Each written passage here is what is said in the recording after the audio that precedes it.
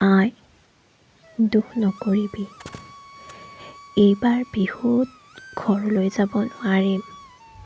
ইয়াত ভীষণ ব্যস্ততা, চাৰিওফালে যেন প্ৰতিযোগিতাৰ দৌৰ। উভতি চাবলৈ কাৰো সময় নাই, কেৱল ব্যস্ত ব্যস্ত আৰু ব্যস্ত। আই অ', মোলৈ বুলি সাঁচি থোৱা হাঁহজনী এইবাৰ গাঁৱৰ ডেকাহঁতক ভেলাঘৰত ভোজ খাবলৈ দিবি। মাছ খাবলৈ ভাল পাওঁ নহয়, পিতাইক কৈ পুখুৰীৰ পৰা ডাঙৰ মাছ এটা ধৰি উৰুকাৰ সাজ খাবি। মন বেয়া কৰি নাথাকিবি। আই অ', মোৰ কথা বৰকৈ চিন্তা কৰি নাথাকিবি।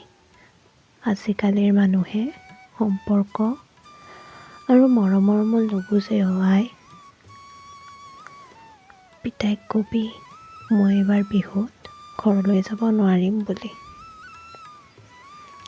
পাৰিলে বজাৰৰ পৰাই অলপ চিৰা পিঠা কিনি আনি বিহুটো ইয়াতে পালন কৰিম।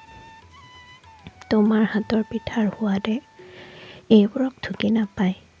যদিও হ'ব দে, এইবাৰ এনেকৈ বিহুটো পালন কৰিম।